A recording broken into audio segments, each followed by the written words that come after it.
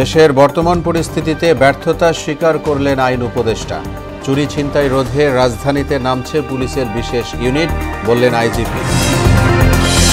সাবেক আইজিপি সহ 103 পুলিশ কর্মকর্তার বিপিএম পিপিএম পদক প্রত্যাহার, কর্মস্থলে অনুপস্থিত থাকায় ডিএমপির 2 সদস্য সাময়িক বরখাস্ত। 5 দফা দাবিতে সারা দেশে ইন্টার্ন চিকিৎসকদের কর্মবিরতি। গাজীপুরের ডিজিটাল বিশ্ববিদ্যালয়ের নাম পরিবর্তনে শিক্ষার্থীদের রেলপথ অবরোধ। এবং চ্যাম্পিয়ন্স ট্রফিতে নিউজিল্যান্ডের বিপক্ষে বাঁচা মরার লড়াইয়ে নামছে বাংলাদেশ, একাদশে ফিরতে পারেন মাহমুদুল্লাহ।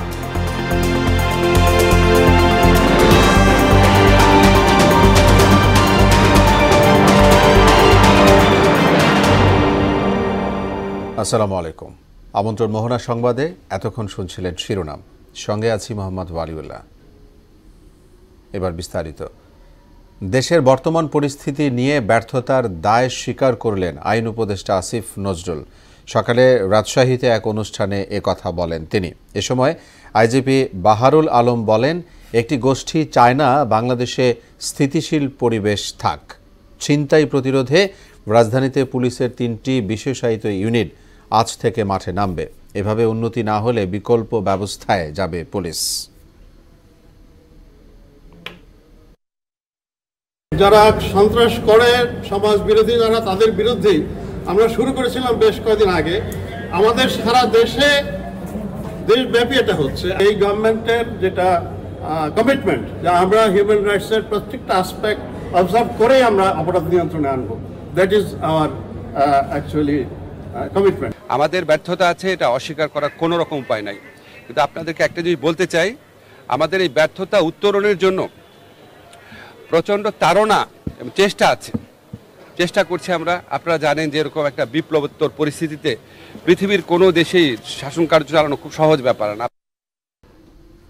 সাবেক আইজিপি চৌধুরী আবদুল্লাহ আল মামুন সহ 2018 সালের বিতর্কিত নির্বাচনে দায়িত্ব পালনকারী 103 পুলিশ কর্মকর্তার বিপিএম ও পিপিএম পদক প্রত্যাহার করেছে সরকার। রাষ্ট্রপতির আদেশক্রমে স্বরাষ্ট্র মন্ত্রণালয়ের জননিরাপত্তা বিভাগের সিনিয়র সহকারী সচিব তৌসিফ আহমদ স্বাক্ষরিত এক প্রজ্ঞাপনে এই আদেশ জারি করা হয়েছে। এদিকে বিনা অনুমতিতে টানা 6.5 মাস চাকরিতে অনুপস্থিত থাকায় ডিএমপির সাবেক 2 যুগ্ম কমিশনার বিপ্লব কুমার সরকার ও SM মেহেদি হাসানকে সাময়িক বরখাস্ত করা হয়েছে। স্বরাষ্ট্র মন্ত্রণালয়ের জননিরাপত্তা বিভাগের পুলিশ 1 শাখা থেকে সিনিয়র সচিব নাসিমুল গনি স্বাক্ষরিত পৃথক প্রজ্ঞাপনে এ আদেশ জারি করা হয়। MBBS ও BDS ছাড়া অন্য কাউকে চিকিৎসকের স্বীকৃতি না দেয়া সহ 5 দফা দাবিতে কমপ্লিট শাটডাউন কর্মসূচি পালন করছেন সারা দেশের মেডিকেল কলেজ হাসপাতালের ইন্টার্ন চিকিৎসকরা। এতে ভোগান্তিতে পড়েছেন রোগীরা। দাবির সঙ্গে একাত্মতা প্রকাশ করে ক্লাস পরীক্ষা বর্জনের ঘোষণা দিয়েছেন মেডিকেল কলেজের শিক্ষার্থীরাও। মানববন্ধন ছাড়াও বিভিন্ন কর্মসূচি পালন করছেন তারা। ডাক্তারদের দাবি দেওয়া ঠিক আছে, এইগুলো মেনটেন করে চলতে হবে, কিন্তু রোগী যদি পুরোপুরি ট্রিটমেন্ট না পায়, তাহলে এইখানে সরকারি হাসপাতালে মানুষ যদি সম্পূর্ণ সার্ভিস না পায়, তাহলে এখানে রোগী নিয়ে আসা একটা ভোগান্তির ব্যাপার। রোগীদের সেবা আগে, তারপরে তার দাবি দেওয়া। রোগী তো সেরকম ভাবে ট্রিটমেন্ট পাচ্ছে না, ডাক্তার না থাকলে ট্রিটমেন্ট তো হবে না। ডাক্তার যদি থাকে তাহলে তো ট্রিটমেন্ট হবে। ওষুধ পায় না, যারা ওই যে 2 টাকা 1 টাকার ওষুধ দেয় তারাই ট্রিটমেন্ট করছে। ইন্টার্ন চিকিৎসকদের কমপ্লিট শাটডাউনের খবর জানাতে ময়মনসিংহ মেডিকেল কলেজ থেকে আমাদের সঙ্গে যোগ দিবেন সহকর্মী রুবায়েত বাপ্পি। বাপ্পি, এই সবশেষ অবস্থা কি আছে আপনার কাছে সেটাই জানতে চাই। সেই সাথে জানাবেন যে সেবা প্রত্যাশী যারা, তারা কি বিড়ম্বনায় পড়ছে কিনা, পড়লে কতটুকু?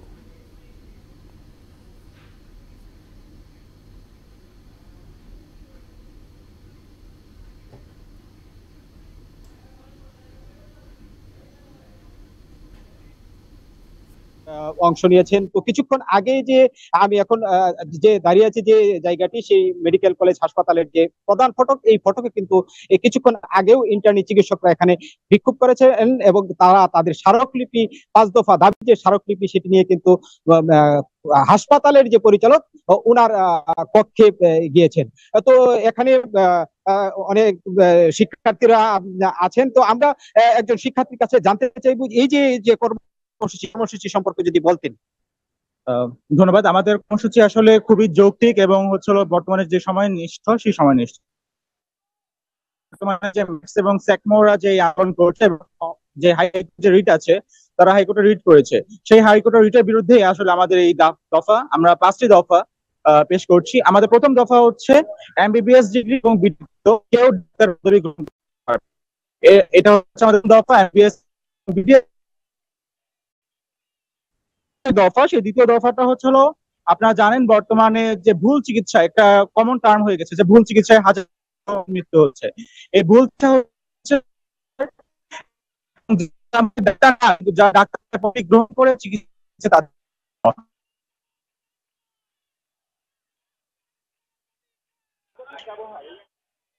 এই অ্যান্টিবায়োটিক অযাচিত ব্যবহার রোধ করার জন্য মাত্র লাইসেন্সধারী ডাক্তার বিএমডিসি রেজিস্টার্ড আন্দোলনের বিষয়টি কিভাবে দেখছেন? আমাদের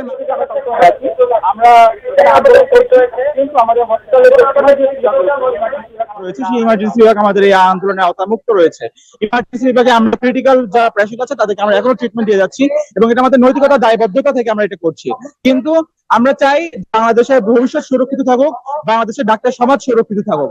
এই সুরক্ষার জন্য মূলত আমরা আন্দোলন করছি, কোন রোগীকে কষ্ট দেওয়ার জন্য আমরা আন্দোলন করছি। এটা কতদিন চলবে? এই আন্দোলন আমাদের কতদিন দীর্ঘায়িত হবে? চাই না আমাদের আন্দোলন দীর্ঘায়িত হোক। আমরা চাই আমরা আমাদের কলেজ, আমরা আমাদের হসপিটালে ফিরে যেতে, এবং আমরা সরকারের কাছে সেই আবেদন নিয়ে জানাই যাতে আমরা দ্রুত ফিরে যেতে। আগামীকাল হাইকোর্টের রিট রয়েছে, আমরা চাই এই আন্দোলন, এই হাইকোর্টের রিট যেটা, সেটা ডাক্তার সমাজের পক্ষে থাকুক, সেটা বাংলাদেশের কিছু থাকুক, এবং রিট যদি পক্ষে আসে, ডাক্তার সমাজের পক্ষে এবং আমরা আমাদের হসপিটালে ফিরে যাবো ইনশাআল্লাহ। তো শুনছিলেন যে একজন শিক্ষার্থী, তিনি জানাচ্ছিলেন যে তারা তাদের যে 5 দফা পর্যন্ত বাস্তবায়ন না হবে ততক্ষণ পর্যন্ত কিন্তু তারা আন্দোলন চালিয়ে যাবেন, এবং এখন কিন্তু তারা সিভিল সার্জন উঠছে তাদের দাবি সম্বলিত যে আবেদন আছে, স্মারকলিপি আছে, সেটি নিয়ে রওনা হবেন। তো এই ছিল আমার কাছে ময়মনসিংহ থেকে মেডিকেল কলেজের ইন্টার্নি চিকিৎসকদের আন্দোলন নিয়ে সর্বশেষ। রুবায়েত বাপি, আপনাকে ধন্যবাদ আমাদের সঙ্গে যুক্ত হওয়ার জন্য। দর্শক, এবার জানবো চট্টগ্রামের খবর। সেখানে মেডিকেল কলেজে আছেন সহকর্মী সুমন কবাদে, তিনি আমাদের সঙ্গে যোগ দিবেন। সুমন, আপনার কাছেও একই প্রশ্ন, অর্থাৎ কর্মবিরতির সবশেষ কি অবস্থা আপনার কাছে আছে জানতে চাই।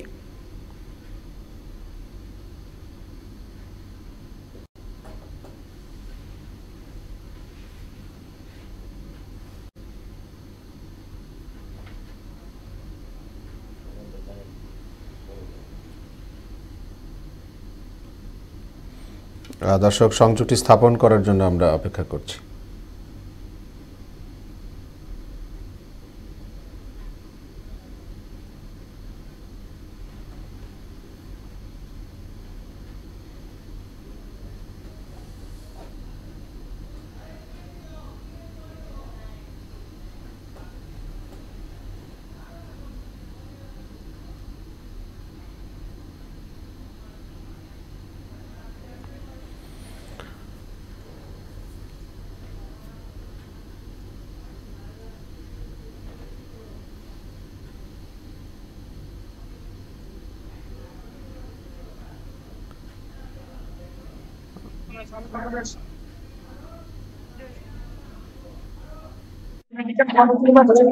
তাদের সাথে একত্রতা প্রকাশ করে গতকাল থেকে এই কলেজের যারা ইন্টারভিউ চিকিৎসক রয়েছে তারা কিন্তু কর্মবিরতি পালন করছে। আমরা চট্টগ্রাম মেডিকেল কলেজ হাসপাতালে এসে দেখেছি যারা রোগী ভর্তি রয়েছে তারা কিন্তু এই দুর্বিষহ করেছেন, এবং তারা আগের চিকিৎসা থেকে আমরা মেডিকেল কলেজে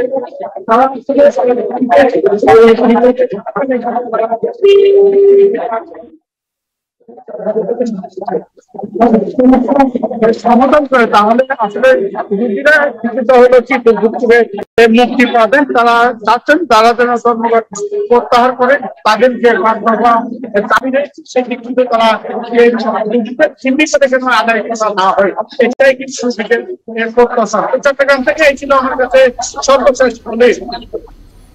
জি সুমন, ধন্যবাদ আমাদের সঙ্গে যোগ দেওয়ার জন্য।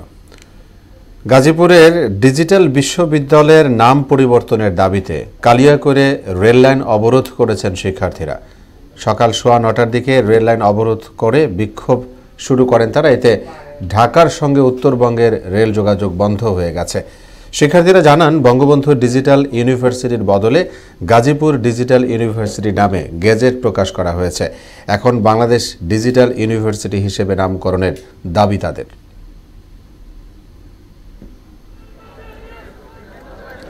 অন্যান্য বিশেষায়িত বিশ্ববিদ্যালয়গুলোর নাম যেহেতু বাংলাদেশ হয়েছে, আমাদের একটা যৌক্তিক দাবি যে আমাদের বিশ্ববিদ্যালয়ের নামটা বাংলাদেশ হোক। 20 ঘন্টার মধ্যে যদি আমাদের দাবি মেনে নেওয়া না হয়, বাংলাদেশ ডিজিটাল ইউনিভার্সিটির নাম বাস্তবায়ন করা না হয়, তাহলে আমরা এর চেয়ে আরো কঠোর আন্দোলনে যেতে চাই। যখন প্রথমে বলা হয়েছিল বাংলাদেশ ডিজিটাল ইউনিভার্সিটি, তাহলে কেন গাজীপুর নামে প্রজ্ঞাপন জারি করা হলো? বাংলাদেশ ডিজিটাল ইউনিভার্সিটি দিতে হবে, এটাই আমাদের একমাত্র দাবি, এর জন্য আমরা এখানে আসছি।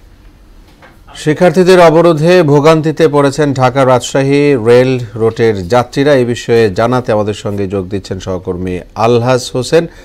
আলহাজ, আপনি তো ঘটনাস্থলে রয়েছেন কালিয়াকৈরে, সেখানের সবশেষ কি অবস্থা আমরা জানতে চাই আপনার কাছে।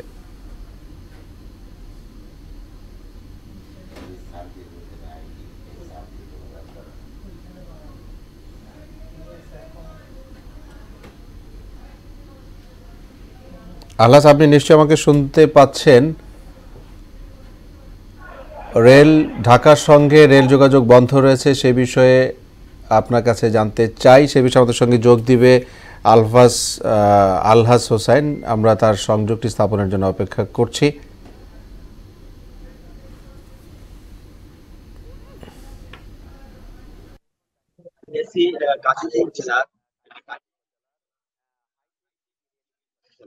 এই রেল স্টেশনে সকাল থেকে কিন্তু ঢাকা যে রাজশাহী যে রেল লাইন আছে, রেল লাইনের ট্রেন চলাচল বন্ধ হয়ে গেছে। আপনি জানেন যে ডিজিটাল ইউনিভার্সিটি হয়েছে কালিয়াকৈরে, এই ডিজিটাল ইউনিভার্সিটির যে শিক্ষার্থীরা আন্দোলন করে যাচ্ছে, তাদের দাবি হলো যে বঙ্গবন্ধু যে ডিজিটাল ইউনিভার্সিটি রয়েছে, সেই ডিজিটাল ইউনিভার্সিটির নাম পরিবর্তন করে বাংলাদেশ ডিজিটাল ইউনিভার্সিটির নামকরণে। আসলে সেই নামটি গাজীপুর ডিজিটাল ইউনিভার্সিটির প্রজ্ঞাপন হওয়ার কারণে কিন্তু আজকে সকাল থেকে কিন্তু রেল লাইনের যে কালিয়াকৈর উপজেলা যে হাইটেক যে রেল স্টেশনে, এখানে কিন্তু ওনারা শিক্ষার্থীরা আন্দোলন করছেন এবং অবরোধ করে রাখছেন। তাদের দাবি যে পর্যন্ত না মেনে নেওয়া হয় পর্যন্ত তারা রেল লাইনে অবস্থান করবেন এবং অবরোধ করে রাখছেন। এই ছিল গাজীপুরের কালিয়াকৈর থেকে সর্বশেষ।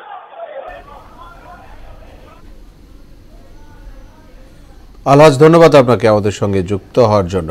এবার চ্যাম্পিয়ন্স ট্রফির খবর।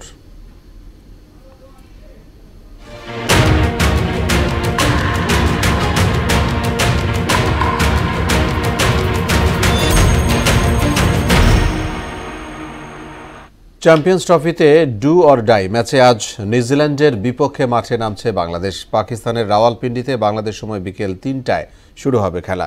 নিজেদের প্রথম ম্যাচে ভারতের কাছে হেরে যাওয়ায় আজ জিততে না পারলে শেষ হয়ে যাবে চ্যাম্পিয়ন্স ট্রফির সেমিফাইনালের আশা। তাই জয়ের কোনো বিকল্প নেই শান্ত বাহিনীর। একাদশে আজ ফিরতে পারেন মাহমুদুল্লাহ, সেক্ষেত্রে মুশফিকুর রহিম নাও থাকতে পারেন। রাওয়ালপিন্ডির পিচ ব্যাটিং বান্ধব হওয়ায় 300 রানের অধিক হওয়া সম্ভব বলে মনে করেন বাংলাদেশের coach Phil Simmons. This is the big scoring ground, and we've seen the score in Lahore yesterday, so you're looking at big scores here. You're looking at 300 plus here. Yeah, well, in the last 5 matches we've gone to 300 a couple times, so we have the ability to do it. In the last game we didn't start well and we got to 200, so as long as we start well we can get there. এদিকে ভারতের কাছে হেরে champions ট্রফিতে সেমিফাইনালের আশা অনেকটাই ক্ষীণ হয়ে গেছে পাকিস্তানের। তাদের তাকিয়ে থাকতে হবে গ্রুপের অন্য দলের জয় পরাজয়ের দিকে। বাংলাদেশ নিউজিল্যান্ডকে হারিয়ে দিলে আশা কিছুটা বাড়বে, হিসাব নিকাশ থাকবে তারপরেও। সে সমীকরণ নিয়ে জানাচ্ছেন মুদাসসির আলী। চ্যাম্পিয়ন্স ট্রফির ডিফেন্ডিং চ্যাম্পিয়নরা যেন নিস্তেজ এবারের আসরে। শুরুতে নিউজিল্যান্ডের কাছে 60 রানের পরাজয়, এরপর চিরপ্রতিদ্বন্দ্বী ভারতের কাছে 6 উইকেটের হার। গ্রুপ পর্ব থেকেই বিদায়ের ঘণ্টা বাজছে রিজওয়ান বাবরদের। ভারতের কাছে শুধু পরাজয়ই নয়, বরং এক প্রকার বিধ্বস্ত হয়েছে পাকিস্তান। এর আগে ম্যান ইন ব্লুরা বাংলাদেশের বিপক্ষেও 6 উইকেটের জয় পায়। 2 জয়ে সেমিফাইনাল নিশ্চিত ভারতের। বাকি 3 দলের সমীকরণে চোখ ফেরানো যাক। এখন বাংলাদেশ নিউজিল্যান্ডকে হারাতে পারলে সম্ভাবনা কিছুটা বাড়বে পাকিস্তানের। সেক্ষেত্রে শান্ত মিরাজদেরকে ডুবাতে হবে রিজওয়ানদের। শুধু তাই নয়, ভারতের কাছেও হারতে হবে নিউজিল্যান্ডকে। এর ফলে ভারত ছাড়া 3 দলেরই হবে একটি করে জয়। তখন হিসেবটা হবে রান রেটের। এখানেই যে দল এগিয়ে থাকবে সে দল গ্রুপ এর রানার আপ হিসেবে গ্রুপ বির চ্যাম্পিয়ন বা শীর্ষে থাকা দলের প্রতিপক্ষ হয়ে যাবে শেষ 4-এ। গ্রুপ এতে এখন পর্যন্ত রান রেটে সবচেয়ে পিছিয়ে স্বাগতিক দেশ পাকিস্তান। এখন তারা তাকিয়ে আছে বাংলাদেশের দিকে, যেন শান্তরা ভালোভাবে হারাতে পারে কিউইদের। এরপর নিউজিল্যান্ডের বিপক্ষে যেন বড় ব্যবধানে ভারত জিতে, সেটাও কাম্য এখন পাকিস্তানের। এরপর বাংলাদেশের বিপক্ষে ভালো রানস করে জয় পেলে তবেই টিকে থাকবে রিজওয়ানরা। এদিকে শুধু নিউজিল্যান্ডের বিপক্ষে জিতলেও হবে না বাংলাদেশের। সেমিফাইনালে যেতে হলে ব্ল্যাক ক্যাপস বা কিউইদের পরাজয় হতে হবে ভারতের কাছে। এরপর পাকিস্তানকে হারাতে হবে শান্ত মিরাজদের। যদি পাকিস্তানকে না হারাতে পারে তাহলেও শুধু কিউইদের হারালে এবং কিউইরা ভারতের কাছে হারলে তখন রান রেটের হিসেবে এগিয়ে থাকতে পারলে বাংলাদেশ যেতে পারবে শেষ 4-এ। মুদাসসির আলী, মোহনা সংবাদ। রাজধানীর সোহরাওয়ার্দী হাসপাতালে এক্স-রে, বিনামূল্যে ওষুধ প্রাপ্তি ও বিভিন্ন পরীক্ষা নিরীক্ষার অনিয়মের অভিযোগ উঠেছে। সেবা প্রার্থীরা জানান, কর্তৃপক্ষের ভুল সিদ্ধান্তে বাড়তি টাকা খরচ করে বেসরকারি হাসপাতালে পরীক্ষা করাতে হয়। ওষুধও কিনতে হয় বাইরে থেকে। অভিযোগ স্বীকার করে হাসপাতালের পরিচালক ডাক্তার শফিকুর রহমান জানান, লোকবলের অভাবে পূর্ণ সেবা দেয়া সম্ভব হচ্ছে না। সুরাইয়া মুনির রিপোর্ট। প্রতিদিন দেশের প্রত্যন্ত এলাকা থেকে কয়েক হাজার মানুষ রাজধানীর বিভিন্ন হাসপাতালে চিকিৎসা নিতে আসে। এদের একটা উল্লেখযোগ্য অংশ আবার আসে সোহরাওয়ার্দী মেডিকেল কলেজ হাসপাতালে। দূর দূরান্ত থেকে আসা রোগীদের অভিযোগ, দীর্ঘ লাইন পেরিয়ে ডাক্তারের দেখা পেলেও সেবার মান যাচ্ছে তাই। এরপর পরীক্ষা নিরীক্ষা করাতে গিয়ে দেখা যায় 3 ঘন্টা সেবা দিয়ে সকাল 11টার মধ্যেই বন্ধ হয়ে গেছে সব কাউন্টার। 11টার আগেই প্রস্রাবের রক্তের টেস্ট বন্ধ করে দেয়, আলটা হয়। সকাল 8টা বাজে সিরিয়াল দিলেও পাওয়া যায় না।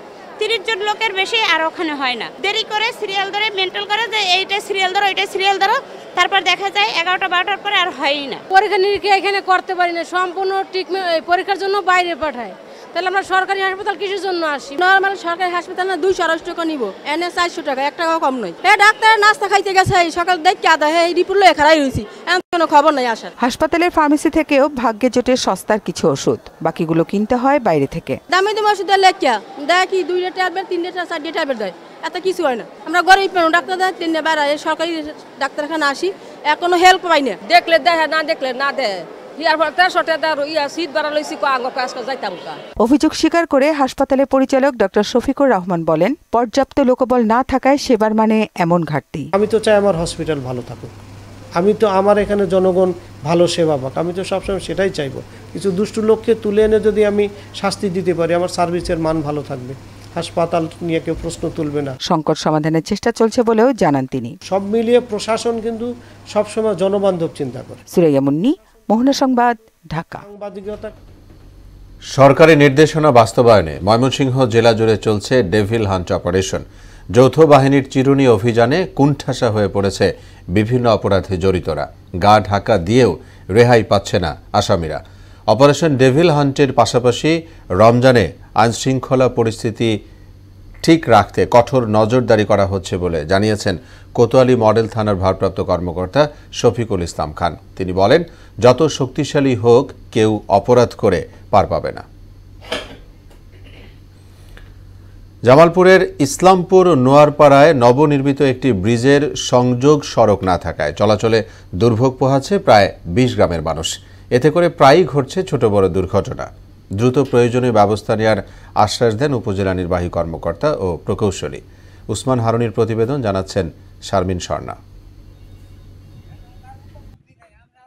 2022-23 অর্থ বছরে জামালপুরের ইসলামপুর নোয়ারপাড়ার চরগোবিন্দ এলাকায় এলজিডির অধীনে 40 মিটার পিএসসি গার্ডার ব্রিজ প্রতিস্থাপনের অনুমোদন হয়। এতে ব্যয় ধরা হয় 4,24,74,671 টাকা। 2023-24 অর্থ বছরে ব্রিজের কাজ শুরু হয়। এটি নির্মাণের কার্যাদেশ পায় সিএমই নামের একটি ঠিকাদারি প্রতিষ্ঠান।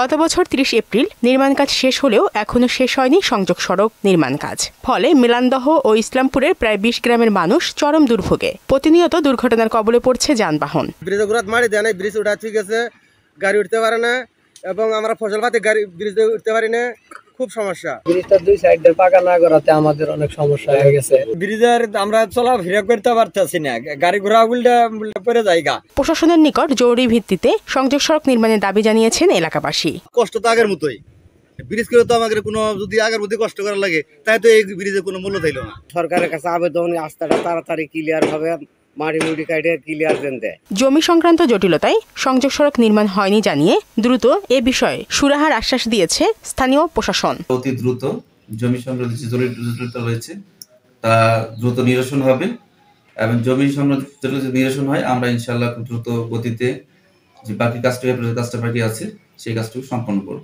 জমি না দেওয়ার কারণে অ্যাপ্রোচ রোড করতে একটু প্রবলেম হচ্ছে, বিষয়টি আমরা খতিয়ে দেখব এবং যাতে জনগণের দুর্ভোগ লাঘব করা যায় সেই লক্ষ্যে যত দ্রুত ব্যবস্থা নেওয়া যায় আমরা ব্যবস্থা নেব। শুধু আশ্বাস নয়, দ্রুত সংযোগ সড়ক নির্মাণের বাস্তবায়ন চান এলাকাবাসী। শারমিন স্বর্ণা, মোহনা সংবাদ।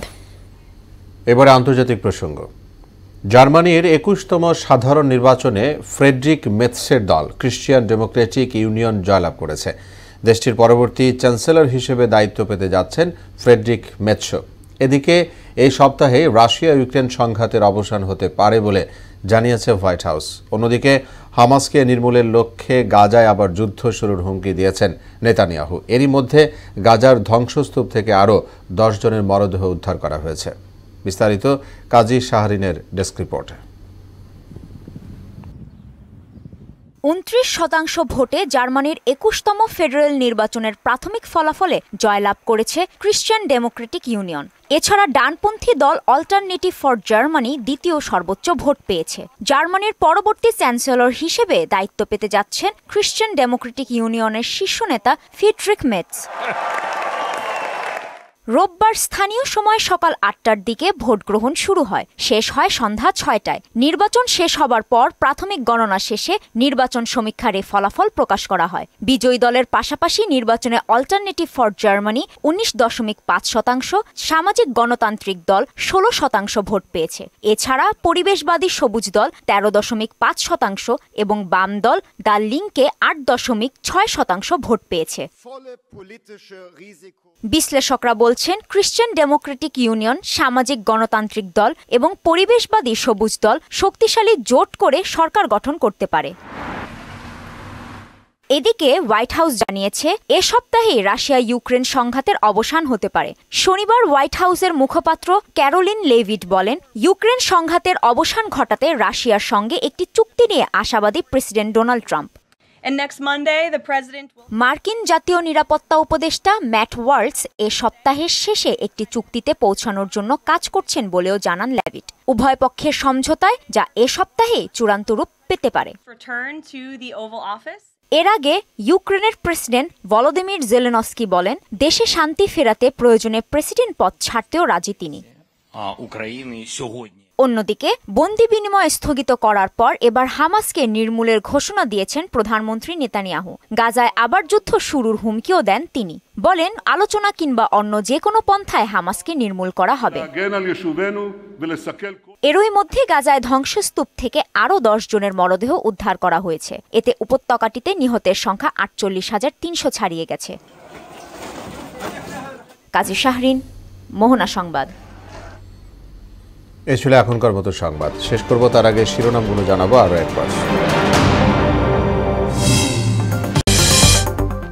দেশের বর্তমান পরিস্থিতিতে ব্যর্থতা স্বীকার করলেন আইন উপদেষ্টা।